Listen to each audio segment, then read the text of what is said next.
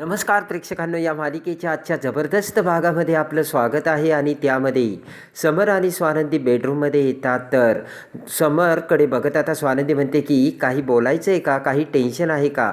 समर म्हणतो नाही नाही. आणि दोघेही एकाच वेळेस हात पुढे करत आता दोघेही एकमेकांना होळीच्या एक सुरात शुभेच्छा देतात. समर म्हणतो अरे बापरे, एकाच वेळेस आपण एकाच सुरात एकमेकांना शुभेच्छा दिल्या. आणि पटकन समर आता स्वानंदीच्या कानाला हात लावतो. स्वानंदी म्हणते हे काय आता. समर म्हणतो की त्याला डिचक्या मारणे असं म्हणतात. लहानपणी शाळेत आम्ही जर असं झालं तर असे डिचक्या मारायचो आणि कानात ओरडायचो देखील. कानाला हात लावत स्वानंदी म्हणते अरे बापरे, तुम्ही आता ओरडणार नाही ना. तर समर असू लागतो. आता इकडे रोहन आणि आदिरा घरी येतात. रोहन आदिरा दोघेही किचनमध्ये. आता रोहन आदिराला पोळ्या कसं करायचं यासाठी पीठ मळण्याचं शिकवत असतो. आता ते पीठ मळत असताना आदिरा म्हणते काय यार, बघ माझे हात आता दुखायला लागलेत. मंदाकिनी आणि स्वानंदीचे बाबा त्यांची मजा बघतात आणि दोघेही आता रोमॅन्टिक होतात. तर मंदाकिनी म्हणते बापरे, काय चाललंय यांचं. किचन ही आता अशी करण्याची जागा आहे का. आणि इकडे आता मलिका ही पेपर वाचत बसलेली असते. पेपरच्या समोरच फ्रंट पेजवर एका माणसाने आता डोळ्याला गॉगलसारखी झापडं लावून त्याचा फोटो पेपरमध्ये आलेला असतो. मलिका ते फोटो बघते. तेवढ्यात अर्पिता मलिकाकडे येत मलिकाला आता आतमध्ये घेऊन जाते. आता इकडे फायनली रोहन आणि आदिराने ते पीठ मळलेलं असतं. तर रोहन आता त्याची पोळी करते आणि तव्यावरती टाकू लागते. रोहन म्हणतो थांब, फायनली याला शेप मी देतो. मंदाकिनी, सुस्मिता सगळेजण आता बाहेर बसलेले असतात आणि तव्यावरती आता पोळी टाकता क्षणी ती थोडीच तुटते. आदिरा म्हणते अरे यार ही पोळी अशी तुटायला नको होती. रोहन म्हणतो जाऊ दे आता. पुन्हा आता दुसरी पोळी, पुरणपोळी आता 1 2 3 असे म्हणत आदिरा तव्यावर टाकते आणि ती सुद्धा व्यवस्थित येत नाही. ते बघून मंदाकिनी म्हणते काय म्हणे, मी पोळ्या करायला चाललेत बघ सुस्मिता. आता तेवढ्यात स्वानंदीचे बाबा आदिरा रोहनकडे येतात. आदिरा म्हणते काय बाबा, बघा ना एक पोळी नीट आहे ना. मंदाकिनी इकडे सुस्मिताला म्हणते मी तुझ्याशी पैज लावते, एक जरी पोळीने नीट केली ना तर बघ बघ.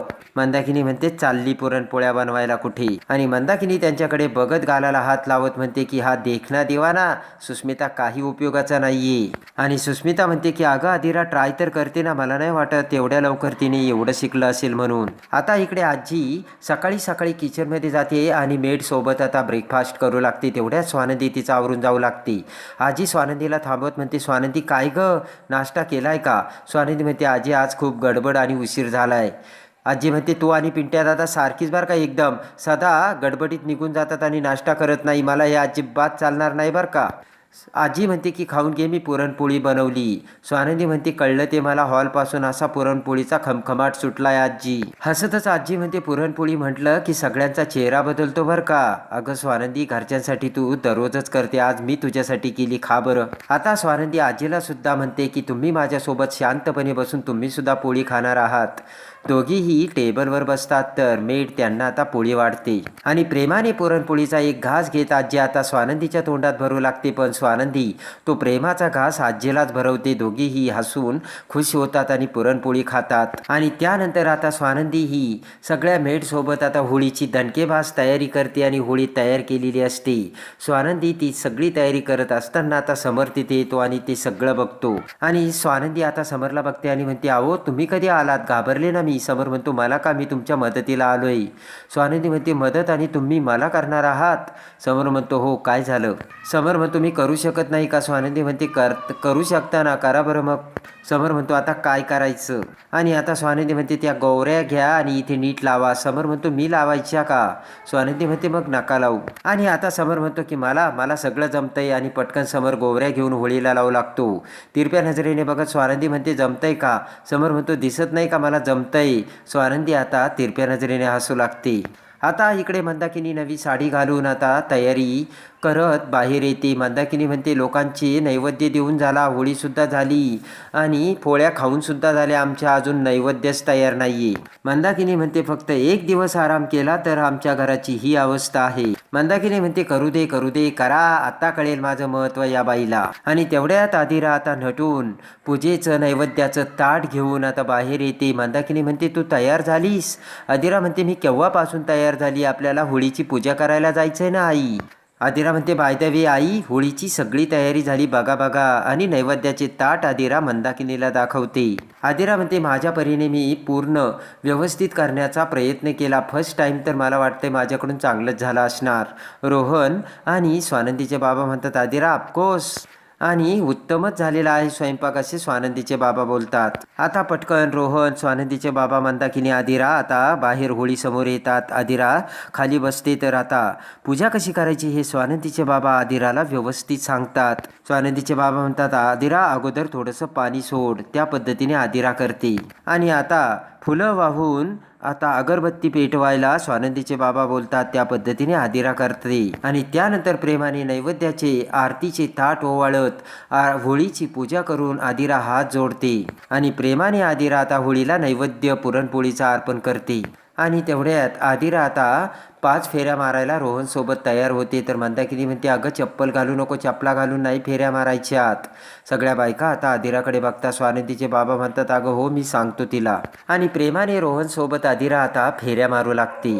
आता आजी इकडे रागाने मल्लिकाकडे बघत स्वानंदीला म्हणते स्वानंदी तुला जे काही करायचं ते अगदी मन लावून कर बर का, कारण मन लावून काम केलेलं मला अजिबात आवडत नाही. तर स्वानंदी हसते. आणि आजीचं ते सगळं बोलणं आता इकडे तिथेच बसलेले मल्लिका, अर्पिता आणि अंशुमन ऐकतात. अर्पिता म्हणते मॉम आजी बघ त्या स्वानंदीचं किती कौतुक करते.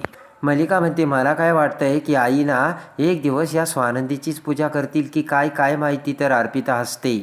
आणि मल्लिका म्हणते बघ म्हातारीचं प्रेम कसं ओतू चाललंय ते. आणि तेवढ्या तिकडे आता स्वानंदी पूजेची सगळी तयारी करत असते. तर आता स्वानंदी म्हणते आजू नारळ नाही आहे ना. तर तेवढ्यात अंशुमन तिथून जाऊ लागतो.